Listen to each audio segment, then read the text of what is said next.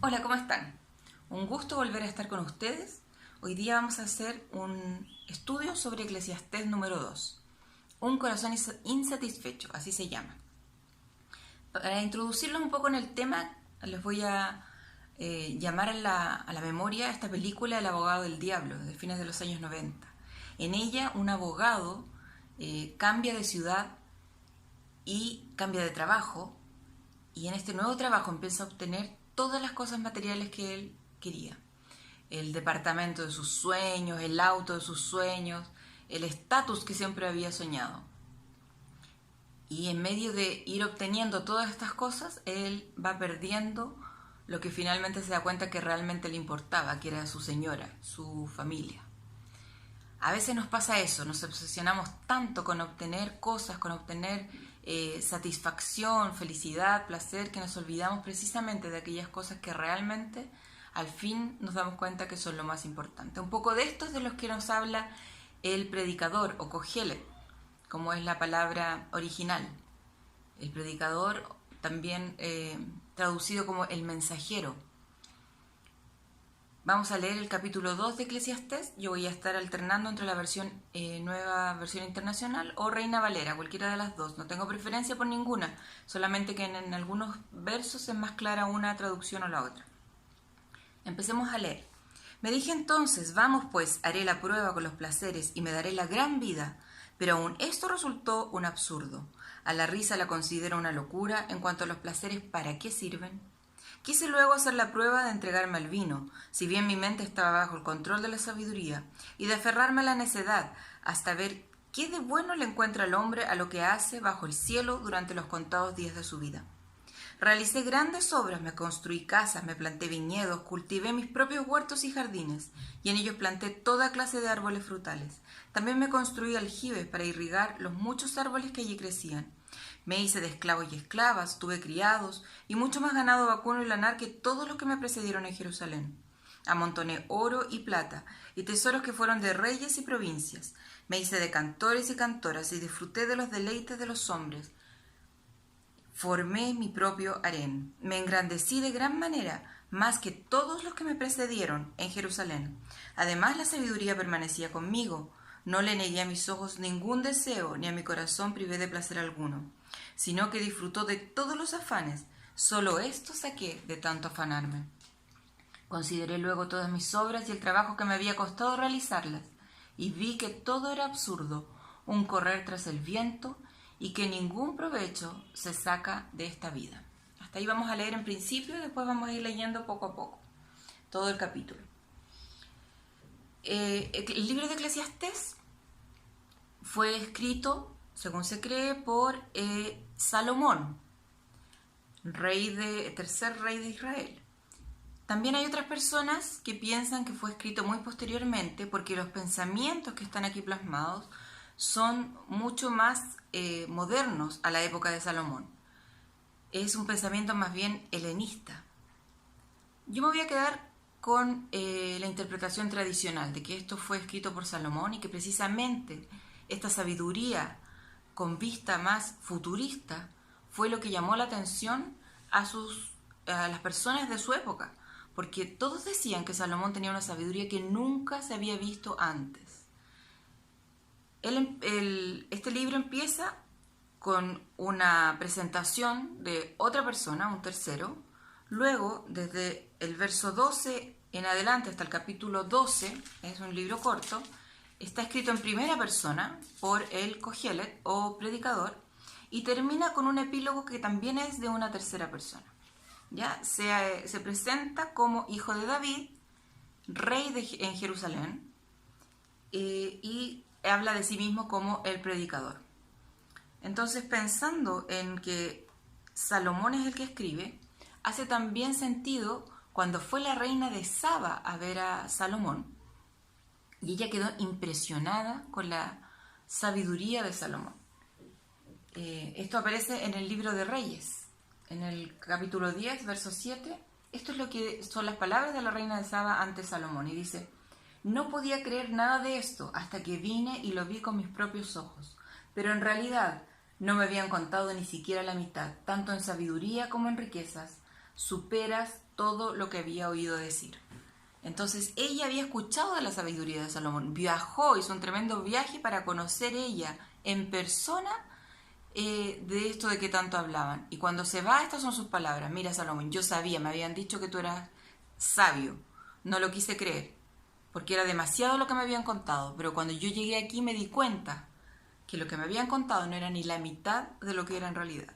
Entonces Salomón era un hombre que impactó en su época por su forma de proceder, por su sabiduría. Si nosotros recordamos cómo es la historia, cómo el relato bíblico nos indica que Salomón obtuvo esta sabiduría, fue cuando él fue nombrado rey y Dios le pregunta a Salomón qué es lo que él desea para ser rey. Y Salomón le dice que lo único que él desea es sabiduría para poder dirigir a su pueblo. Y Dios le da esta sabiduría. Y como Dios es grande, le dio la sabiduría mayor que nadie había tenido hasta ese momento. Entonces, este libro habla de temas muy actuales. Son muy actuales para nosotros hoy. Leer este libro, es uno de mis libros favoritos, nos muestra temas que hasta el día de hoy que están en boga. Nos habla del éxito, el placer, la riqueza, la sabiduría, la muerte, el trabajo, el tiempo y la amistad. Los invito a leer completo este libro, son solo 12 capítulos, pero tenemos mucho que obtener en cuanto a esto.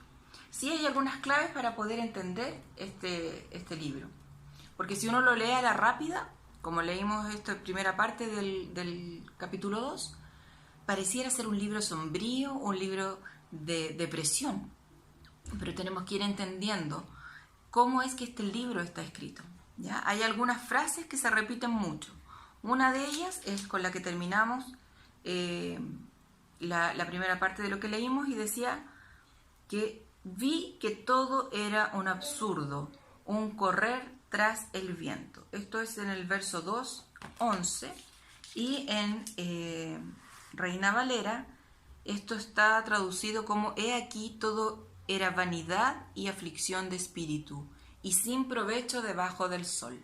Estas son frases que se repiten durante todo este libro. Vanidad, empieza a hablar de vanidades, todo es vanidad. Aflicción de espíritu y debajo del sol. ¿Ya? Otra frase también que aparece, esta aflicción de espíritu, la Nueva Versión Internacional lo traduce como correr tras el viento. ¿Ya? Y a medida que vayamos entrando en este estudio, vamos a ir analizando cada una de estas frases para entender cuál es el contexto de este libro. El capítulo 2, que leímos hace poco, empieza en realidad en el verso 12. ¿Ya?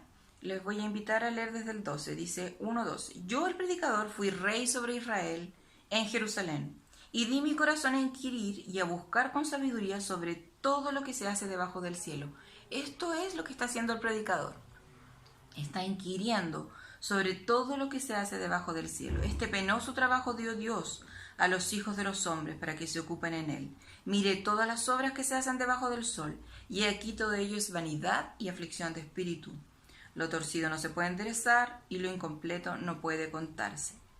Este verso 14 es clave. Esto es la forma en que el predicador está haciendo su observación. Primero él se puso en una posición de observar todo lo que estaba ocurriendo a su alrededor. No todas son cosas experimentadas por él, algunas son cosas observadas por parte de él.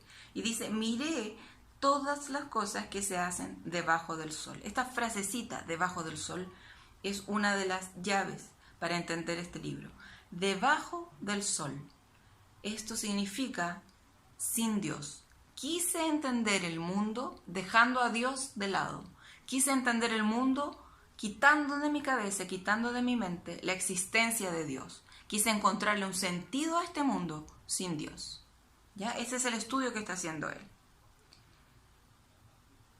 Y he aquí, todo ello es vanidad y aflicción de espíritu.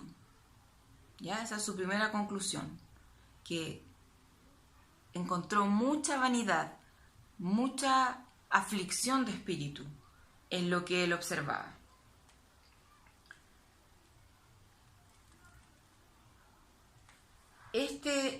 Esta frasecita, debajo del sol, se repite 29 veces en este libro. pero no se repite en ninguna otra parte en la Biblia. ¿Ya? Evoca el término en el mundo caído, este mundo caído derivado de Génesis 3, el cual describe el mundo donde la creación de Dios todavía es buena, aunque está gravemente estropeada por causa de diferentes males. Con la entrada del pecado al mundo, la naturaleza se ha distorsionado. ¿Ya? Nuestra naturaleza también, porque tiende hacia el mal.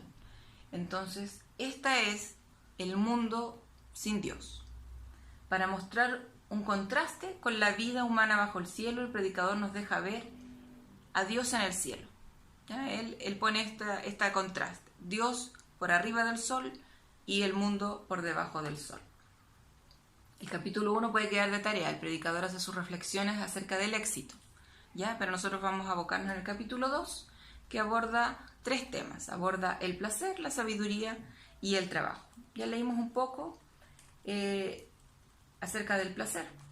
Dice en los primeros 12 versículos que él se dio al placer, ¿cierto? Que propuse en mi corazón agasajar mi carne con vino, que anduviese mi corazón en sabiduría, con retención de la necedad, hasta ver cuál fuese el bien que los hijos de los hombres, en el cual se ocuparan debajo del cielo todos los días de su vida. Entonces él empezó a hacer grandes obras, empezó a hacer casas, viñas, huertos, jardines, árboles de todo fruto. Él buscó la comodidad, él buscó la riqueza, lo que era agradable para sus ojos, ¿ya?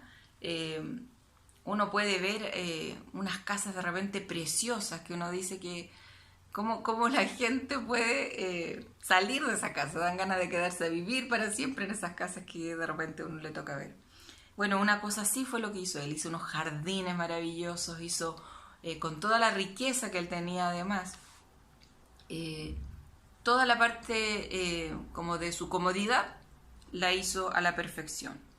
Después dice, compré siervos y siervas, tuve siervos nacidos en casa, esto eran riquezas también en la época, recordemos que él era rey sobre Israel.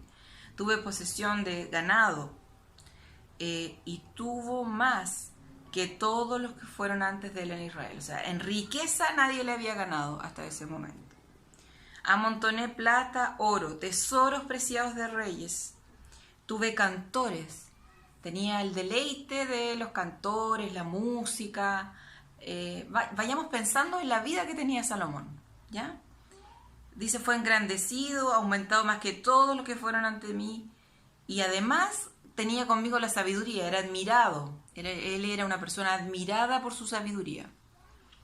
No negué a mis ojos ninguna cosa que desearan, ni aparté mi corazón de placer alguno, porque mi corazón gozó de todo mi trabajo y esta fue mi parte de toda mi faena. Aquí hay algo importante. En el capítulo 1 que les decía yo que ustedes lo estudiaran, habla del éxito y en el éxito él no encontró ninguna retribución. Pero sí encontró gozo en cuando él estuvo haciendo todas estas obras. Ya dice que gozó de su trabajo, él estaba disfrutando su trabajo mientras él lo estaba haciendo y mientras él estaba pensando en su objetivo. ¿Ya? Su objetivo era proyectarse en todos estos placeres. Entonces, por mientras que él construía sus viñas, construía sus casas, él disfrutó todo esto. ¿Ya? Ahí también hay una reflexión. Cuando nosotros trabajamos con un propósito, nosotros disfrutamos nuestro trabajo. Mucho más que cuando nosotros trabajamos perdiendo el objetivo y obsesionándonos por nuestro trabajo, dejando de lado nuestra familia, dejando de lado las cosas que nos importan. Es un trabajo mucho más vacío y árido que cuando nosotros estamos disfrutando nuestro trabajo porque tenemos un propósito más allá para él, el trabajo como un medio, no como un fin. Entonces él dice que él disfrutó mientras hacía todas estas cosas. Terminó de hacerlo todo. Miré yo luego todas las obras que había hecho con mis manos, y he aquí todo era vanidad y aflicción de espíritu, y sin provecho debajo del sol. Hubo un disfrute mientras él estaba haciendo todas estas cosas, pero una vez que ya las tuvo, terminó el trabajo, nuevamente aflicción de espíritu, vanidad, y dice que sin provecho debajo del sol. Pues ya cuando terminó dijo, no, en realidad No, más disfruté haciéndolo que obteniéndolo ahora y teniéndolo todo terminado. Esto me recuerda mucho cuando en la universidad yo estudié arquitectura y quienes han estudiado una carrera similar, uno se desvive, sobre todo en la última parte, por el título. ¿Ya? Yo me acuerdo que